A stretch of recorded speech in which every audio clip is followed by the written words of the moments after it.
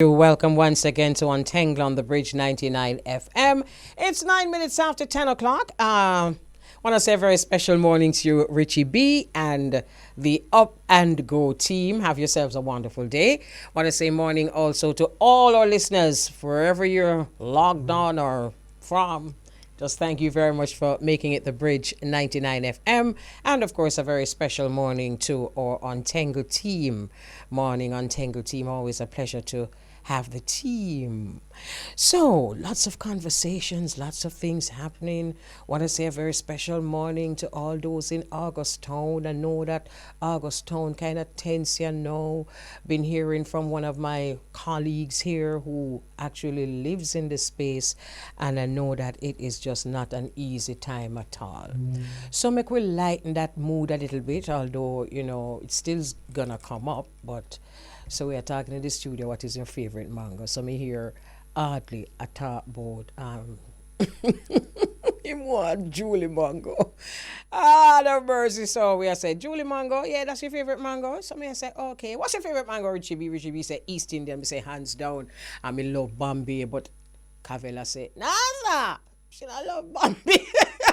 She don't love Bombay. So everyone got their favorite mango. It's that time of the year. It's mango season, and that's always something to look forward to. So good morning. Good morning, good morning, good morning. How are you? I'm well. Yeah, How I are can you? see that. I'm very well, thank you. I'm picking up from your energy and I love it. That's wonderful.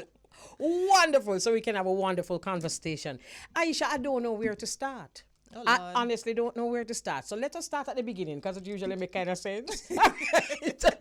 So tell us a little bit about Aisha, which community you're from, which school you went to, all of that. All right. So Aisha grew up, born and raised in East Kingston. Franklin Town community. I'm from the ghetto and I rep the persons from the inner city community. And later we'll talk about why I always talk about that. Okay. I went to St. Hugh's High School. Okay. Well, I started Jesse Paul, the best primary school. I know, just I'm an East girl, you know, so all them things that me know yet. Me know Jamaica. Franklin. Hello, what about your primary school? Me know me just I tell you say it's Jesse Paul, right? And then I went to St. Hugh's. After Alright. St. Hugh's, I went on to UE and did further studies at UE up to the master's level as well. What you did, what you studied. Undergrad, I studied economics, and at the master's level, I did an MBA in international business. Okay, what is a business development strategist? So that's somebody who goes out and my 9 to 5 is in an insurance company. Okay. I work. I don't want to say the company, but I'm going to say, come on, I love the company. Guardian General Insurance Company. Okay. Free ad. Right. So what I do at Guardian is I interact with clients and I try to grow our insurance portfolio. And this is general insurance. And that is why, it's business development. So I have to Okay. find ways to strategize business growth. Okay, all right, and it seems as though your interests are varied, Oh, wide and varied, because yes. from that we wouldn't associate that at all with the arts. But you're also tell us a little bit about theater production. You know, I miss those days. Tell us a little bit about theater production. Theater is my baby. I stepped inside a while ago and saw somebody I worked with just 2 weeks ago and I was like, hi! He's like, yes, it's me. Who that? What's his name? I can't remember his name. Who, Romy? You're okay. Nice man. Romy. Good. So yeah, Rose. I've always been artistic from a child. I sing and I heard your beautiful voice a while ago and I was like, yes. You did? I did. Don't know what to say. I can sing it. You can sing. Okay. Let me tell you. All right. You have a beautiful voice. Thank you. And I can talk. So yeah, I've been singing from I was a child. My mother told me that as a baby, I used to sing myself to sleep. And even there's a particular song, can't remember which song right now, but I used to always wake up and just sing and then just go back to sleep. Oh, nice. So I've always been singing. I've been through JCDC festival competitions. I've all the way up to high school and in high school. And then I started to also church. I was always involved in the arts, speaking, singing, acting. And so that kind of just evolved into doing it professionally as well. Okay, so tell us about the plays that you have produced. I have produced. Oh, that production is a whole different story. I actually co-own a production company that's called Dreads Productions. Okay. And I have produced One Blood, which is an Actor Boy Award-winning production. Congrats. Thank you very much. Undercover Craziness, that's an interesting play, Okay. which has also been Actor Boy Award nominated. Special Cuts. So those are the three major, more recent ones that I've done. Okay. All right. Let's get a little bit more detailed. Mm-hmm. So I'm told that you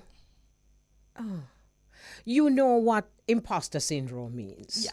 And it means to me then that you have a rich history that didn't always start off the way how you just started off. Mm-hmm. So let us talk about who you were before, why you know about the imposter syndrome, have you overcome it, although we know it's not something that you overcome just like that. Yes. But tell us about it. Tell us where you've reached in your journey to overcome it, Right. and how it is helping you to become who you are today. No problem. So I started off, and you heard all of that I just mentioned. And a lot of people who know me personally, when I mentioned that I suffered from imposter syndrome, and it suffered, people say, what? You? No, sir. You? Mm-mm. Because persons associate you with confidence and boldness and just being outspoken and out there. But a lot of people out there pretending, Not even that they're pretending. I'm telling you, it's pretense. Not necessarily pretense, Aisha. Sometimes you're just putting out the best on there. And that's true too. Yeah, man. That is true too. Yeah, man. So we're putting the best foot forward all Yeah. the time. And so I recognized that even while I was doing all of this, there was something more that was inside of me. And there was a lot of feelings of inadequacy. So like I would kind of just sit in the corner, not physically necessarily, but stay in the corner, stay in the back. Don't want to be up front unless I definitely have to be up front. Not feeling that I'm capable enough to do some of the things that I would want to do. And as a teenager, as a child, I used to always write, have dreamt about doing. And so because of that, imposter syndrome, I recognized that I had severe feelings of self-doubt, and these are some of the symptoms. You go through self-doubt, you go through limiting beliefs, you go through setting very, very, very, very high goals because you feel like, if I don't achieve this, then nothing is going to happen. And then when you don't hit it, it's like, see, I couldn't do it. I can't do it. And a lot of people are walking around. It may not be imposter syndrome because some people really, you're probably just are kind of shy. And that's okay. It's okay to be shy, but we have to also recognize when we need help. Yes. And I recognized that I needed help because I had felt stuck, and I felt stuck for too long.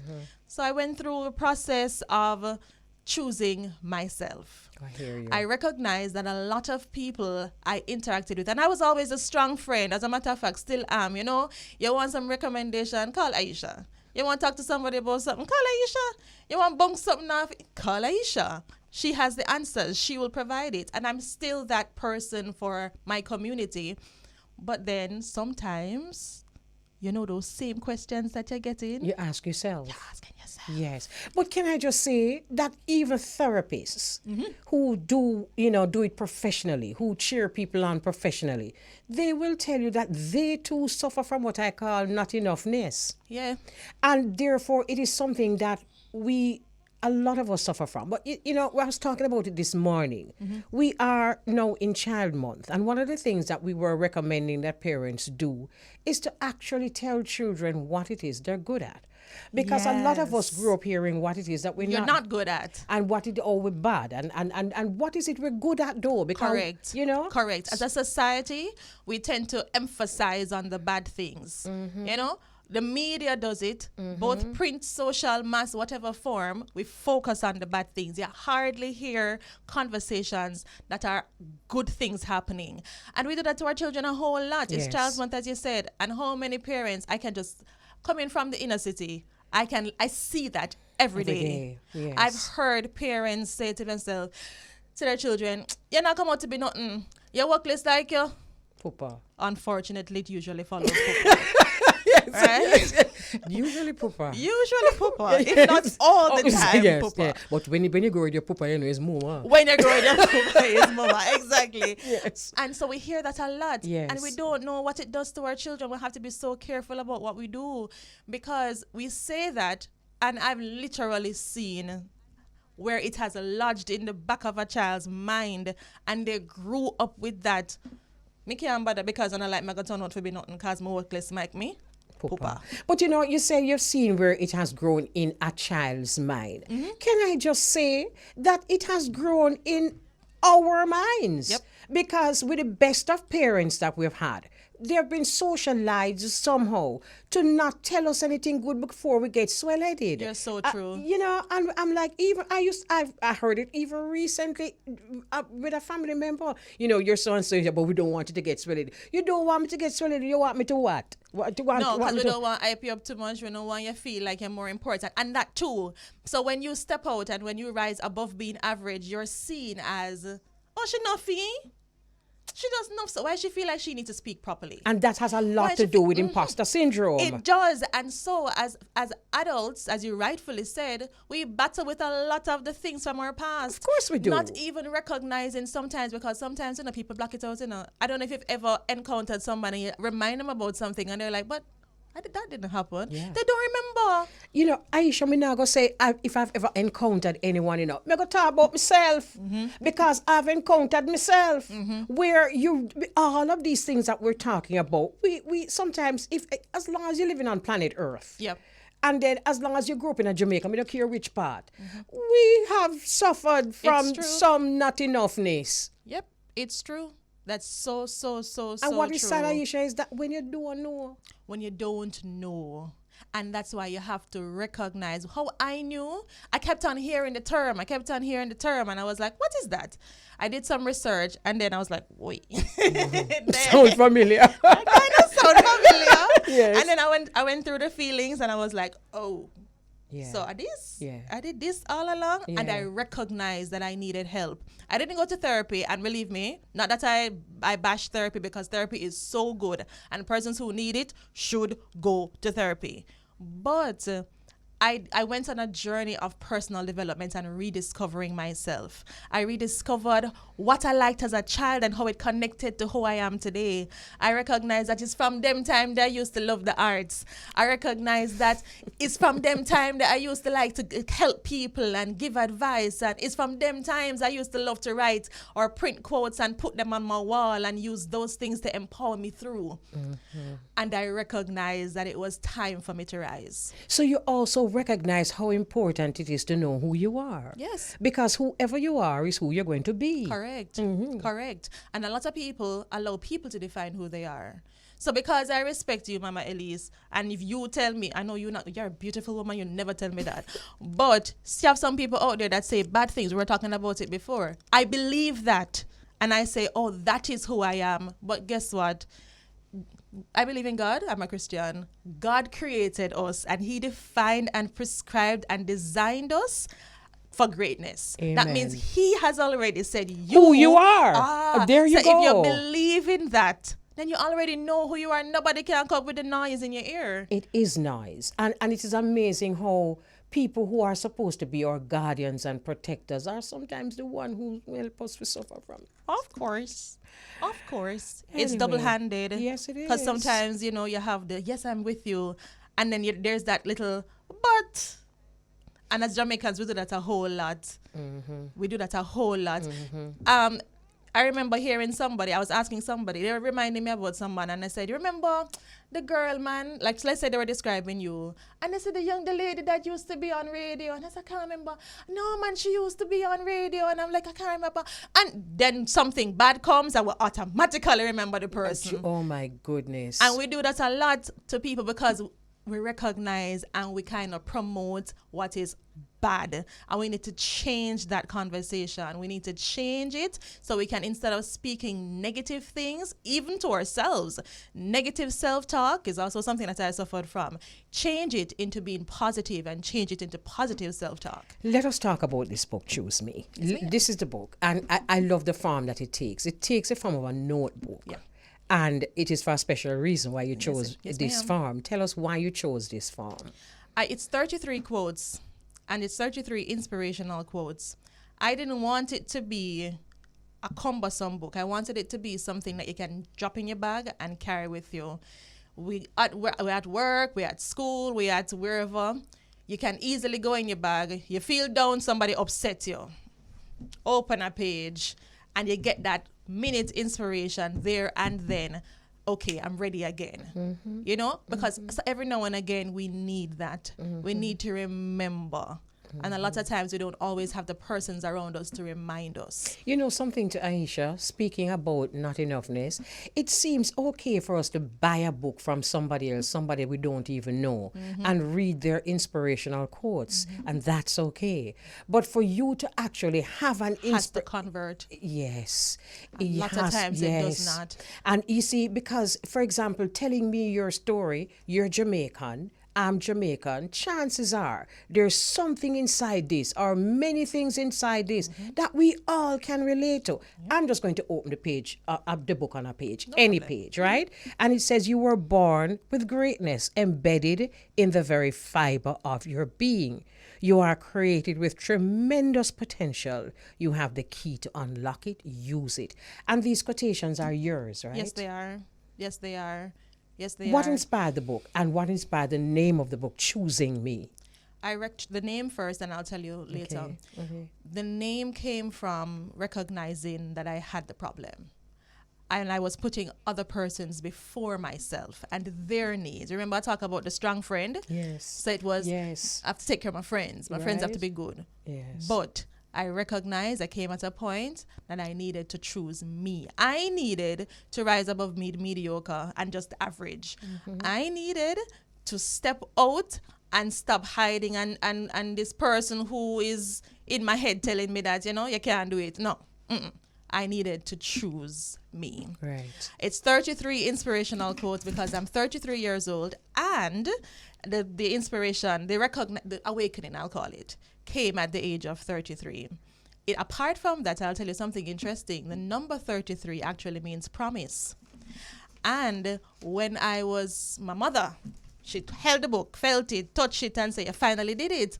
And I said, "What do you mean, finally did it?" That suggests, like, you know, something was in the past. And she says, "Yes, when you were a teenager, you wrote in a book that you would publish a book of quotes." I did. So you have a mom who supports you. Of course, definitely. Mother and father. My family is very, very, very supportive. And that is why you know that sometimes it's really you.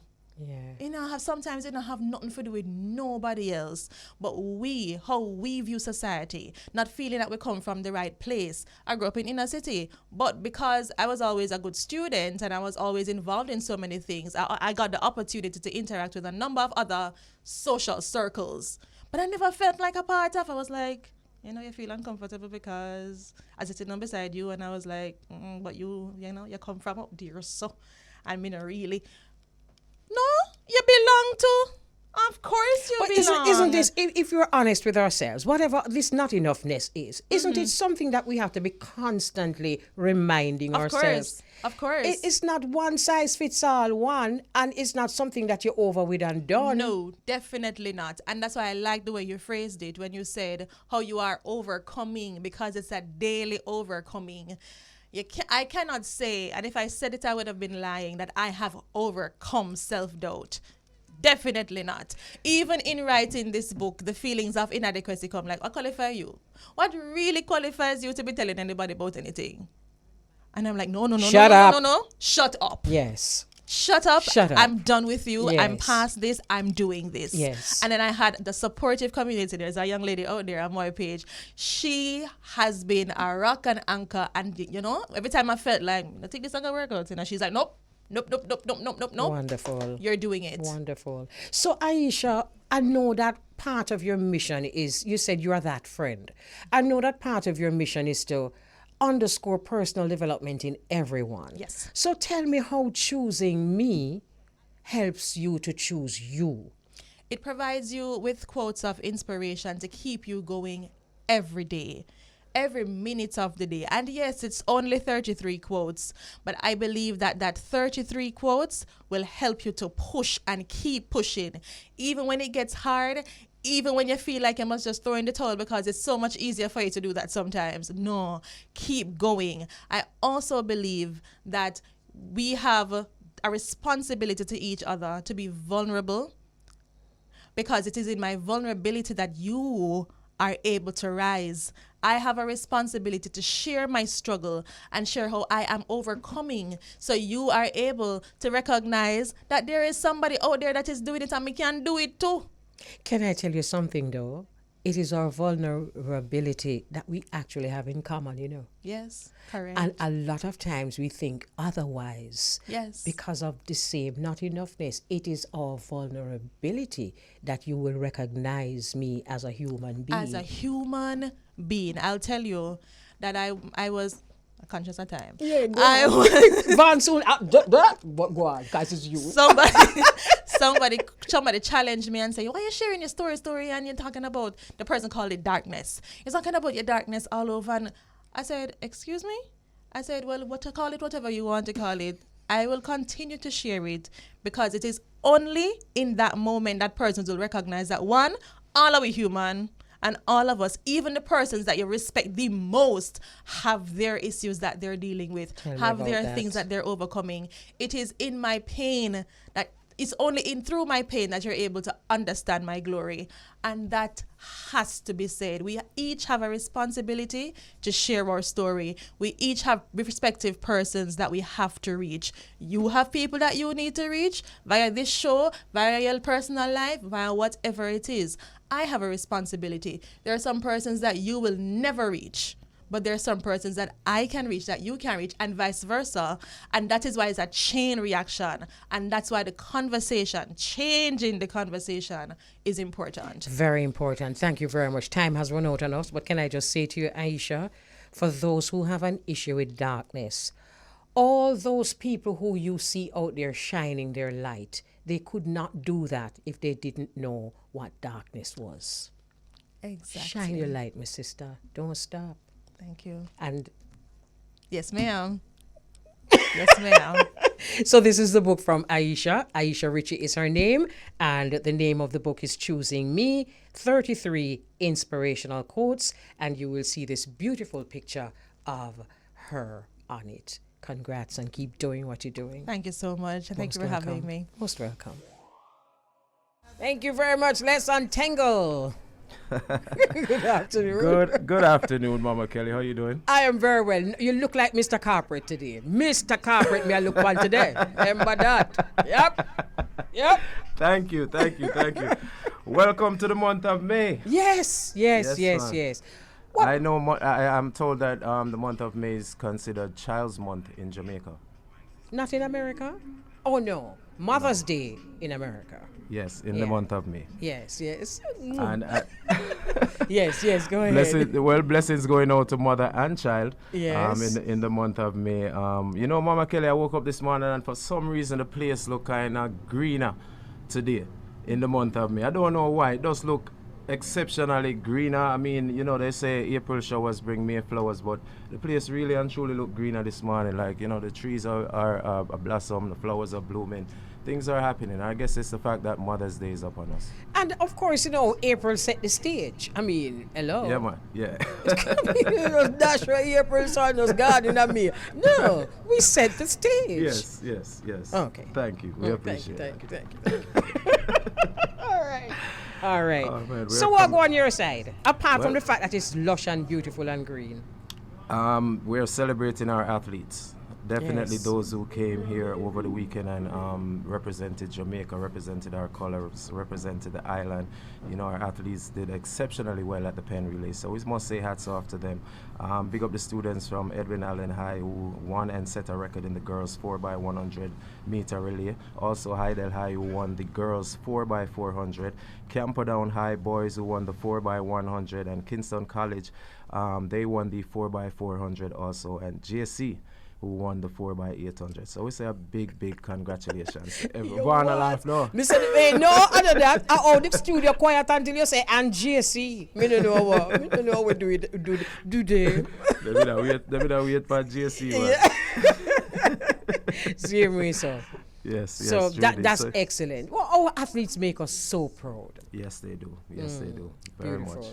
Hats off to all of them. And also the Prime Minister, Andrew Holness, and the Minister, Babsy Grange, was also on hand at the pen release. So that was a good thing. And Mr. Holness was awarded with an award for Jamaica for participation in the pen release since 1964. So that was a good thing. Our swimmer, our national swimmer, Alea.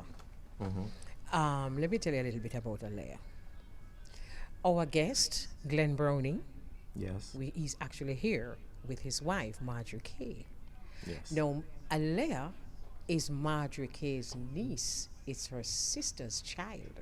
And she is so proud.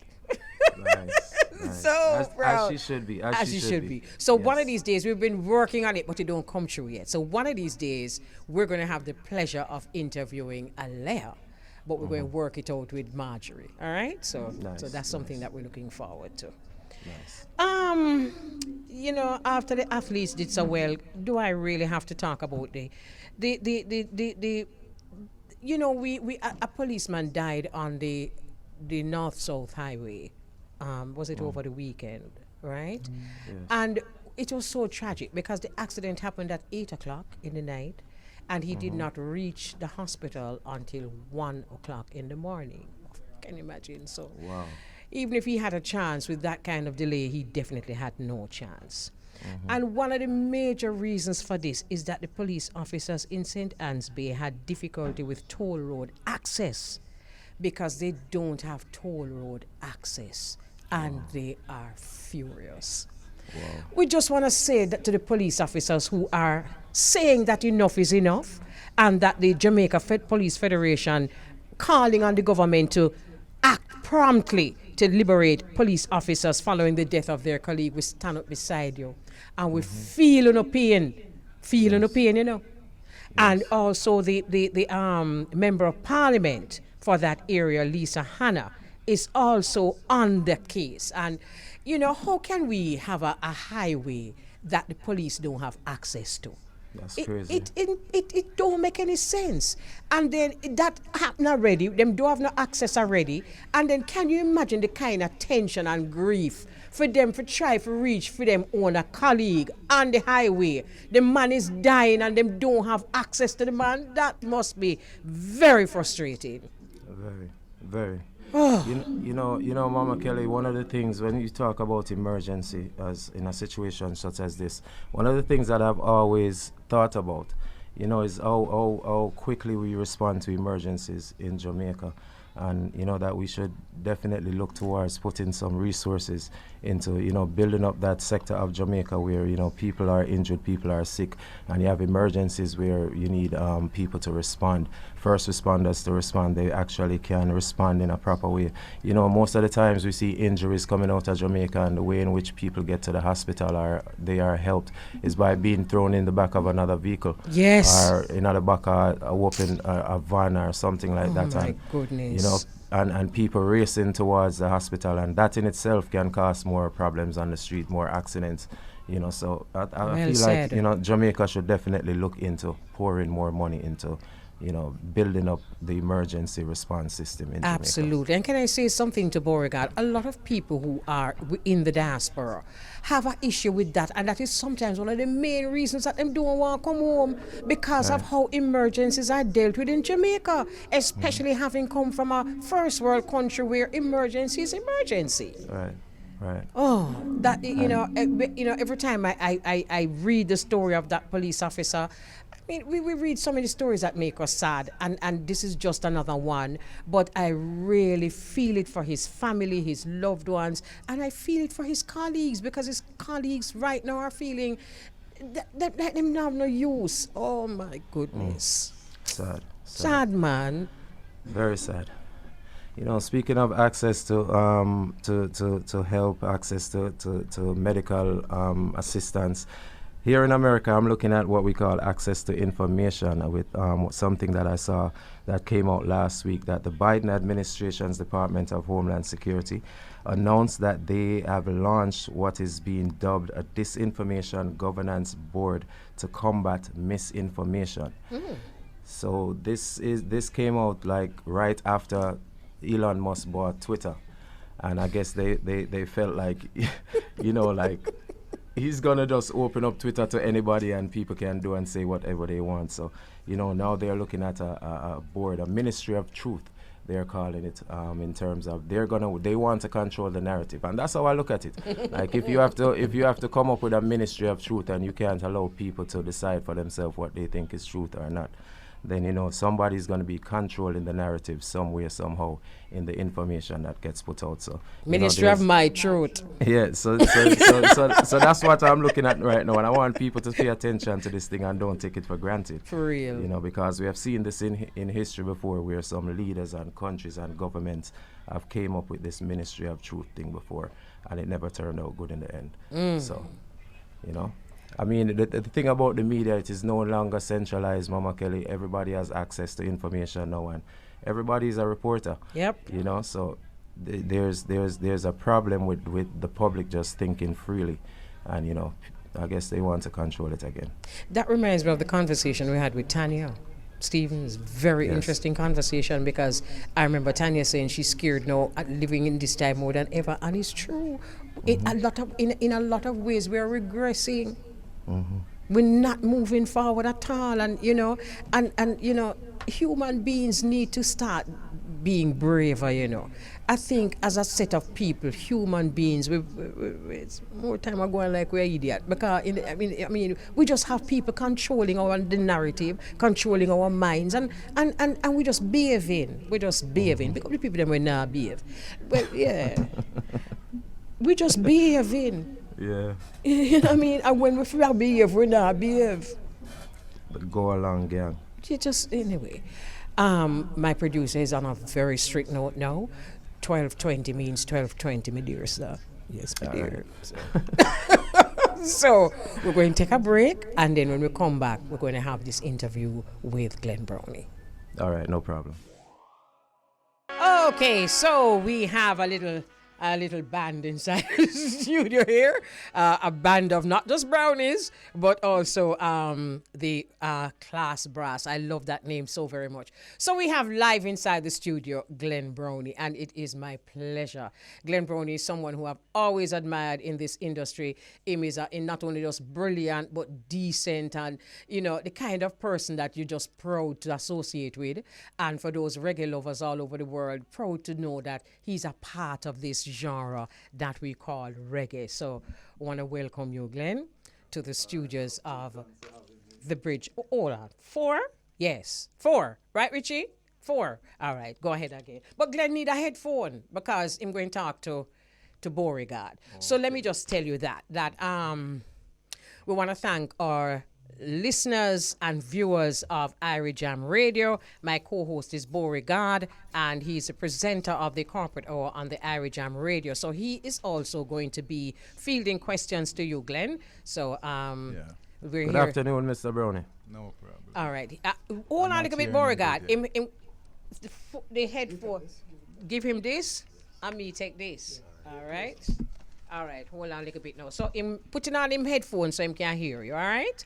So in the meantime, we're streaming live to the Tri-State. Always a joy to join the diaspora. So this interview is going to be shared with the diaspora, and we really love that. So, all right. So him hearing you now, Beauregard. Good afternoon, sir. Yeah, man, Rastafari, I love, man. Hearing you on the air enough times. Give thanks. Give thanks. All right, wonderful. So as we said, we're streaming live to the Tri-State. One of my first questions to you, Glen, let me turn around. It's one thing being in a musical family, right? Yes. And being a member of a musically gifted family. Yes. It's another thing to know, is mostly brothers. Yes. Because, there's a thing with man. Well, that thing, they're not so much with the woman them. But there's a competitive nature with the man them. Yes. And then it's another thing to be the first one. What a blessing. That was my question. How do you see it? You've answered my question. It's a blessing, man. Absolutely. And it is all coming from mama's side of the family. Oh, really? Know? Yeah, man. When them used to ask daddy, so which instrument you play? Inside the radio. Can you know, life is so unfair. So it is coming from your mother's side, but everybody know the brownie bunch. Right, because what happened now is early, I realized that, hold on, them, I love this thing as serious, you know. I started out with disco. Well, it started by being exposed to all genres of music because mama brothers, there are 8 brothers that are alive. And when I used to go up to the house, to my uncle's house, one play guitar, two play guitar, one play piano.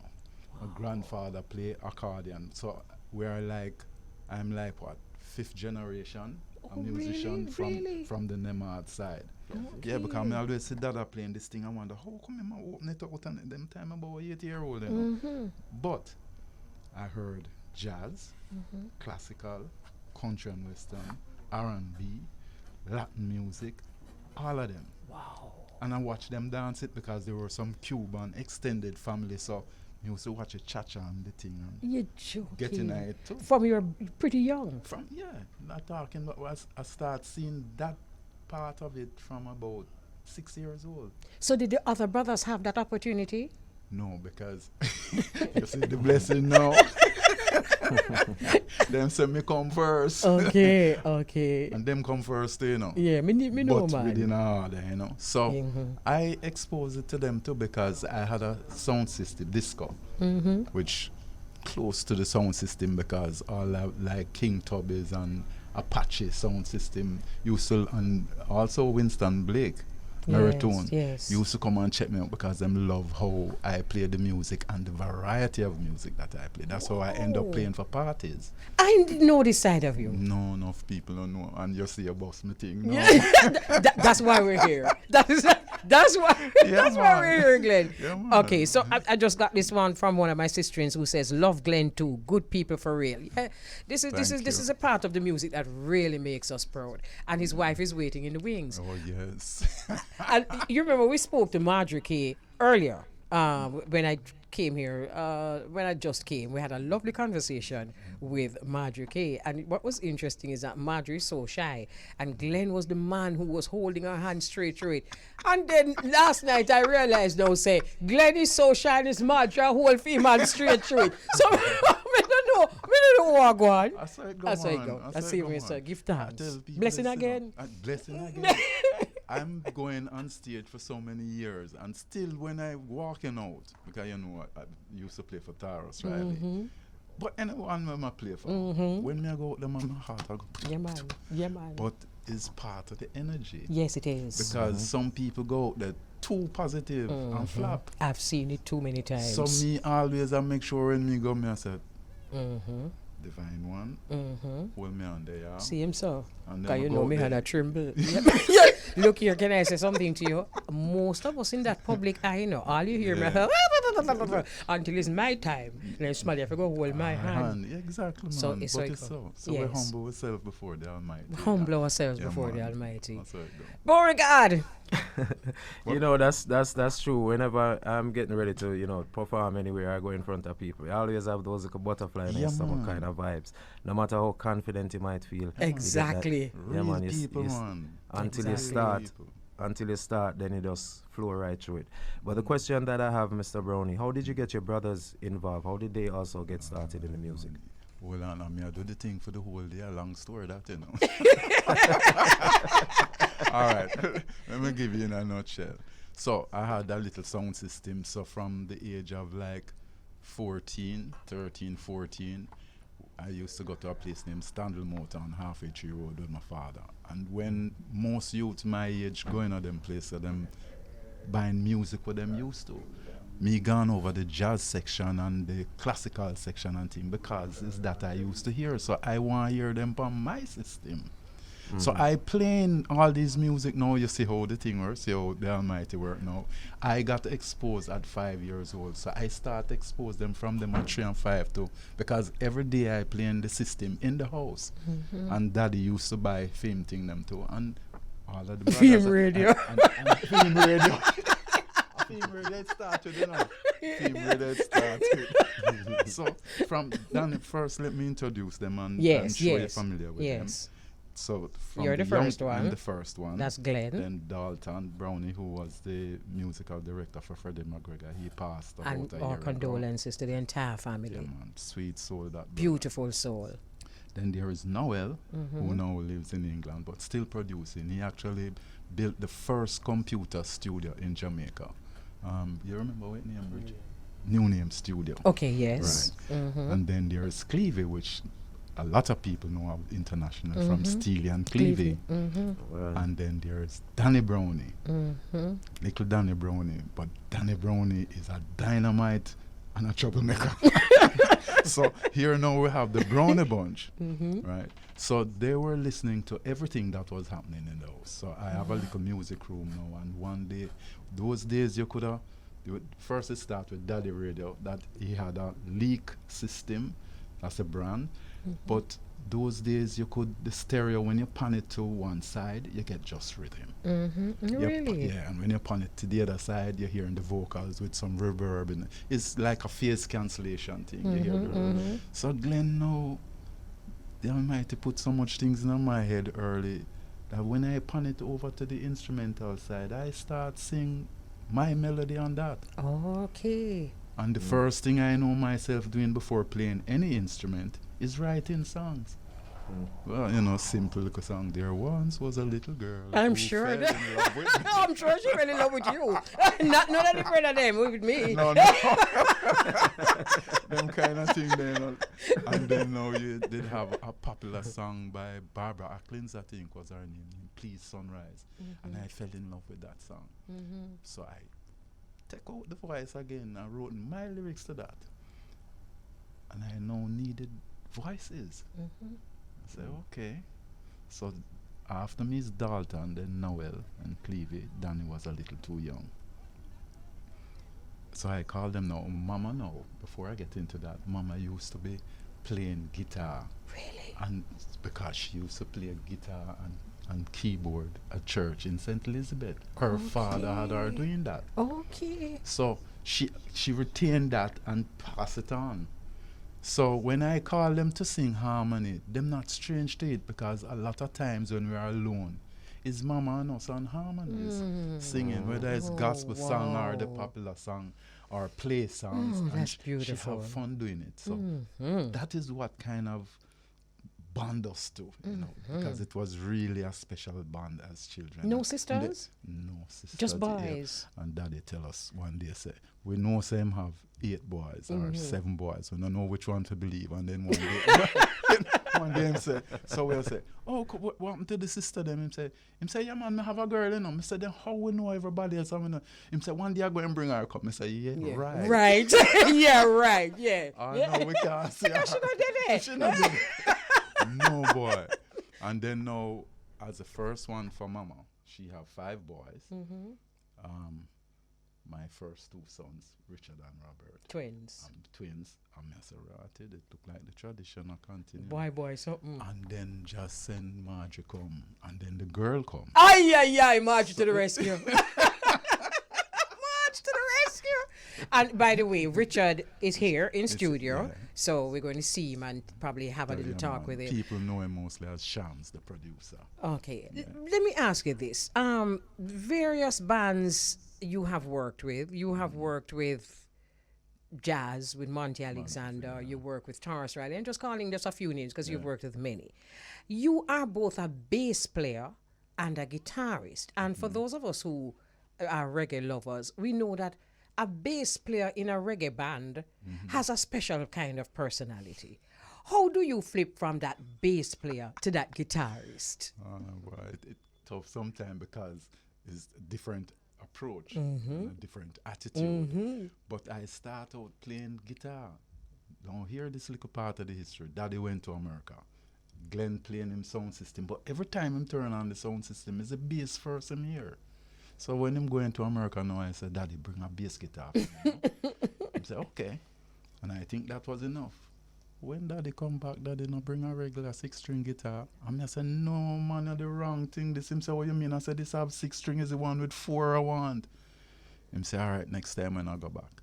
So those early days now, we're talking late 60s, coming into 70s. I had 2 key friends from the industry, Keith and Tex. Hear this now. Me used to sing with Keith and Tex for Derek Harriott, you know.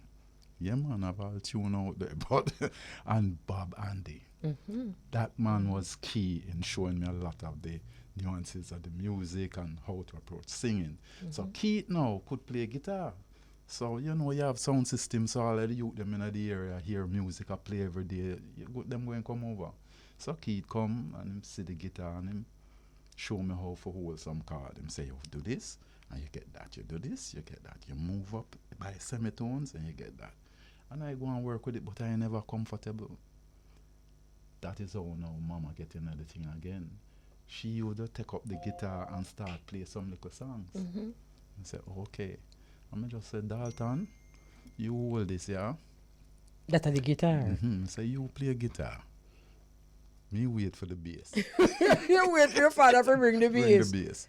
And him eventually bring the bass. So, in a nutshell, what we realize, how the universe teaching me now is, it is important, yeah, you want to play bass, but I'm going to show you now the difference between the bass and a chordal instrument, because you're still playing notes that related to those chords. So because I could relate to a G major and a C minor and a diminished chord or so and know the sound, when I get the bass now, I only playing one note at a time, or what we call an arpeggio. You play the first, the third, the fifth, that spell a basic chord, right? So now instead of going chicken it, and we go doom, doom, and me love mentor, you know, so doom, doom, doom, doom, and it's easy for play. The bass. The bass. Yes. So me not have to run up and down until me take my fast self and start learn some R&B tune and some that jazz.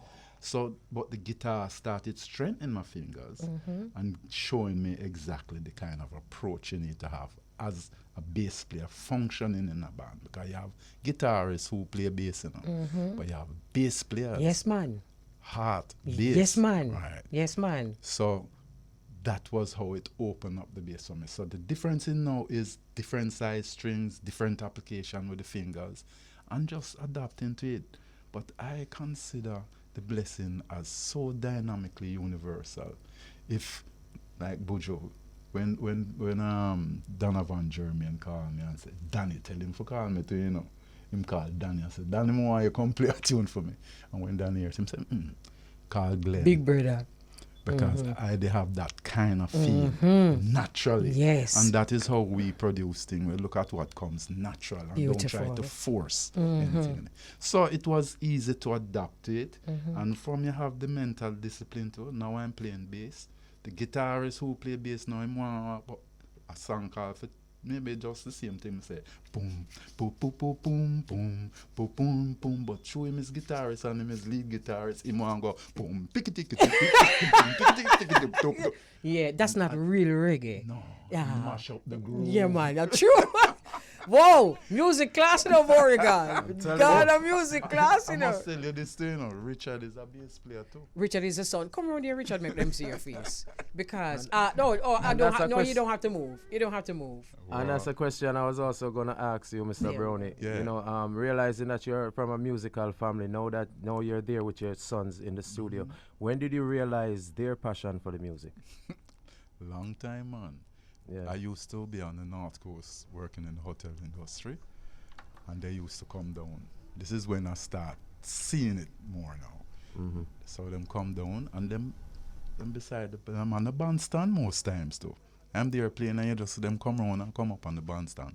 But here the thing now, Richard always interested in the bass. That's how I know. You see, this is something I must tell you.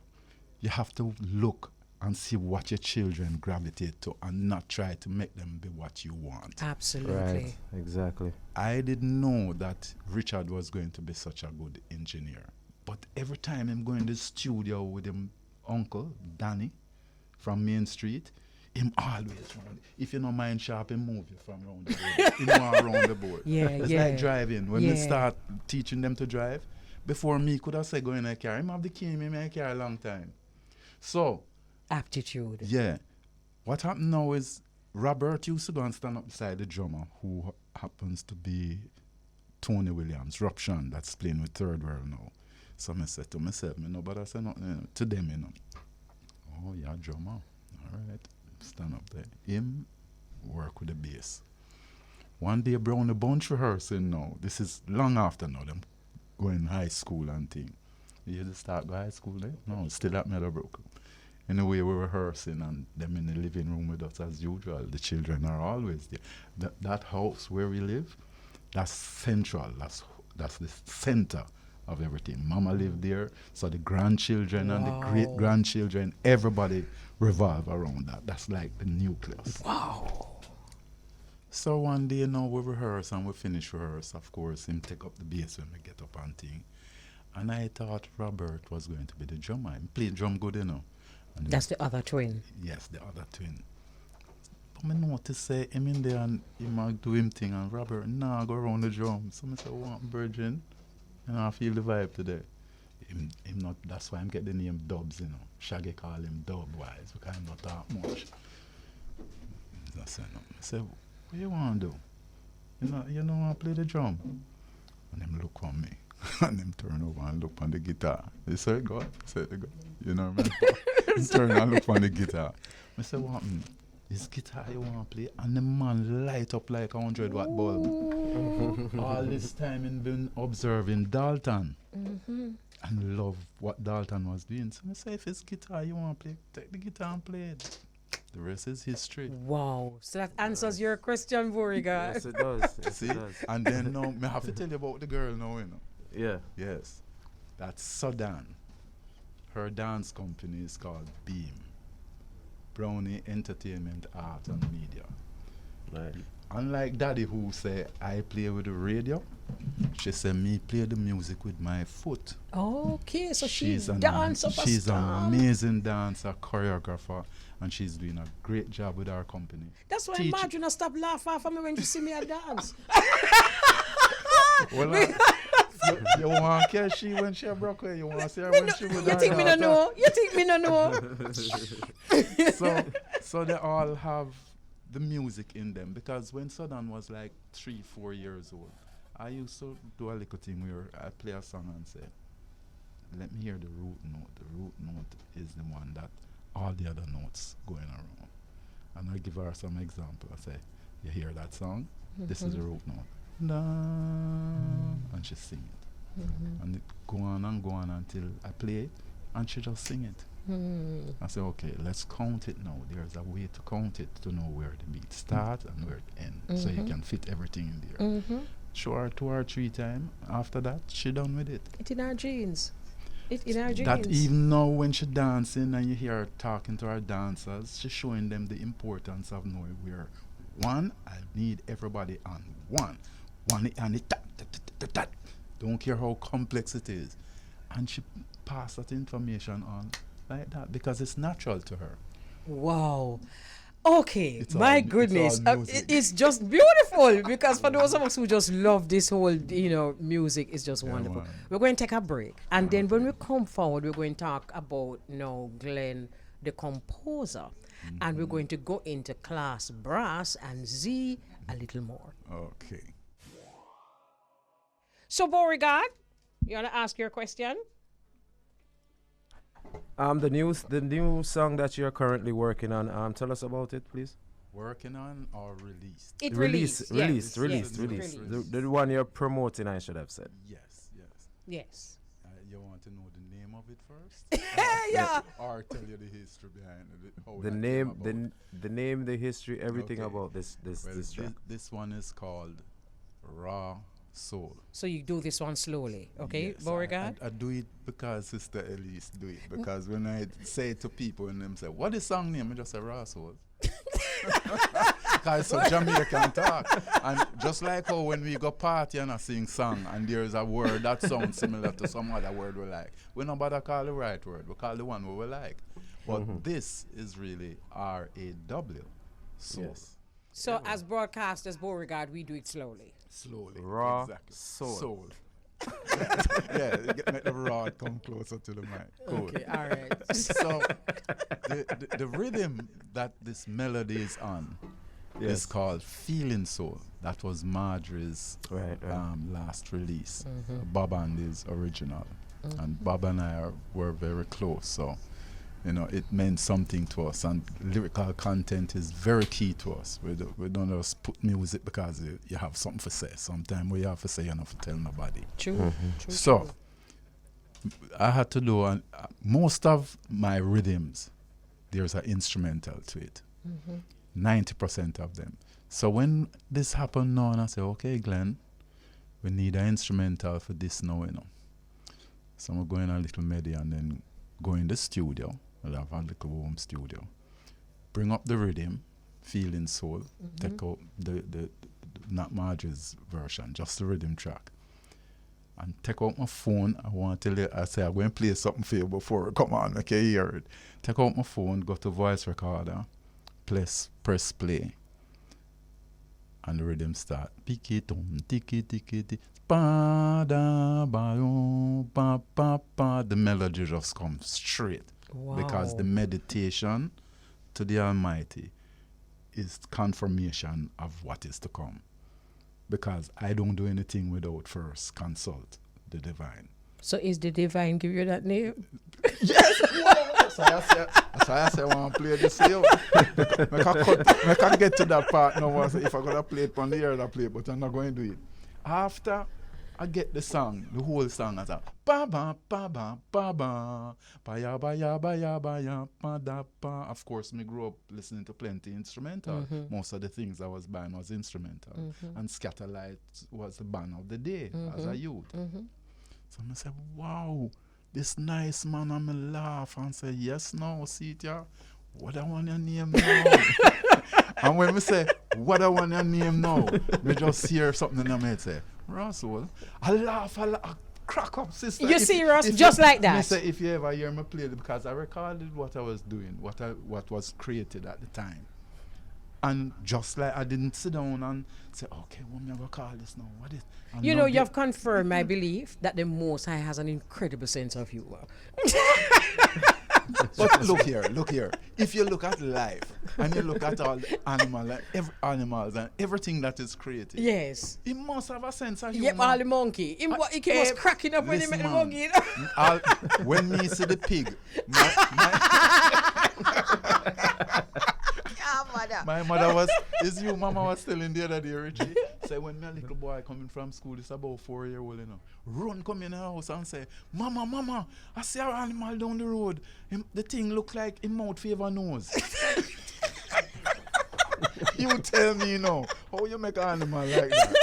Without a sense of humor. Without a sense of humor. All right. So, let's talk about class brass because we have 5 minutes. And okay. trust me, listen, we can go on and on. Right. So that Bogart came just like that. Right. Yes. The desire for it and hoping the Father bless it. And I get it, one thing. Most of the songs that I compose is like that. Yeah. I go into meditation, come out of it, here comes the melody. Yes. Here comes the lyrics. Yeah. So, this young man Russell. here now, Nice. that name, Akil McIntosh? Let's see. McIntyre, sorry, sir. McIntyre. A lot of songs, even the song that you playing with Dean Fraser, he's on it. Okay. From the School of Music. But me Okay. as a man now, me pass through school regular, and check what going on and see who have the talent and okay, him going come in the industry and make contribute. Oh no, Yes. them want certificate for hang up on Glenn, behave yourself. A real thing, man. No real You have thing, to man. say, You see it. See them See them there. That's Do the- it again. Put it up that's- again. that's Put them the up day- again. That's the day we went to studio and did it. Nice. But before we got there, I called Akil because Akil live right across the road from me. Okay. Yeah, and as a brilliant musician he is, and I want to go do the thing and communicate the thing fast. I say, Akil, here the idea here what me have and play it for him. And him say, yes, son, play it bad. Me say, you have to build yours. Him say, yeah, man. Me say, chart it for me. So when we go- Akil is the one in the... Oh, well, there is Akil. yes, that is Akil. Right. And also, before I go any further with that, from Akil, I have to go to O'Keel's empress. Okay. I call her Queen Zoe. Oh, Zoe is his Zoe's impress. king, man, yeah. Okay. And You never see Zoe- smoke without fire. Right. And Zoe plays the flute. Right. And she's doing the flute solo. So when we went to studio, there she is. Oh, when we went to beautiful. studio that day, she wasn't available to come to the studio with us. So after we did the tenor sax, alto sax, and trumpet, which he plays, we went to my studio now when she available one evening, and say, here's the idea. So we play the melody with them, but you see, when the solo come, I want you to make it sound playful. She said, what do you mean playful? I said, oh, the music going like this. One, So you're two, also three. coaching in the studio? Yes, man. Yes, man. Beautiful. Beautiful. It must sound like fun. Yes. You know, and then I say, you take it from there. Yeah, You just go. make it fun. And then she just, Oh my God, we are just so privileged to have Glenn amongst these kids. I mean, look here. Okay. O'Keel, yes. 1 second, darling, because I need you to tell us and use this mic and tell us what it is like as a young. You're a graduate, right? You've graduated as a young graduate of the Jamaica School of Music. To have someone like Glen Browne coaching you in studio, go close to the mic. Well, it is a real pleasure to have somebody that's been through so many changes in our music that can hear, what we need to be doing as young people. Yeah, it's a real pleasure. I don't know. I don't even know how to say it. I can just imagine. Yeah, it's crazy. I can just imagine, and would you dream that you'd be in studio with a Glen Browne? No, I didn't even see that coming. The only thing that I had in my mind going to school was that I would want to be one of the next set of musicians that working in studio and putting out the hits. But I didn't know, I wasn't running to find it. It came and found me. The Most High, man. The Most High again. Glenn would have said, the Almighty. All right. So this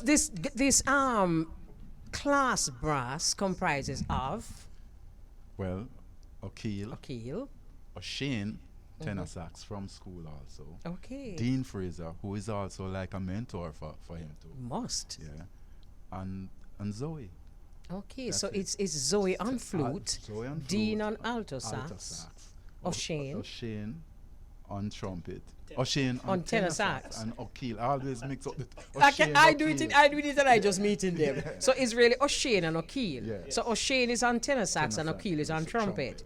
trumpet, And this is how we're going to seal this off, because we want to seal it off with the right version that Glenn just gave me of the track. And the track Tell them the thing, man. Tell them the thing. The track again. And before you tell them, Yeah. because I put the music together. Yeah. You see that man stand up over there, so? Yes. And he mix it Okay. and master it. A word from you, please, and One- thank you yeah, before we man, I go. can't Word do from that, you. man. Word from you. Mr. Shams, the producer. Greetings, glad to be here. Richard Browne, aka Shams. You don't know me there, I support the dads, the big dads, Glen Browne and father. You don't know. Yeah, man, so most of that is production. I mix and master all the songs. Okay, all right, Yeah, man. beautiful. Your time now, Beauregard, your last word is yours. No, well, I just want to say that I'm going to wish you all the best on this new project, on the new song. I'm here thinking of ways to introduce it over the ear, creative ways and fun ways. Believe me, you will find creative ways and the right placement too. Yes. Oh, just make sure Yeah. you don't put you before it. No.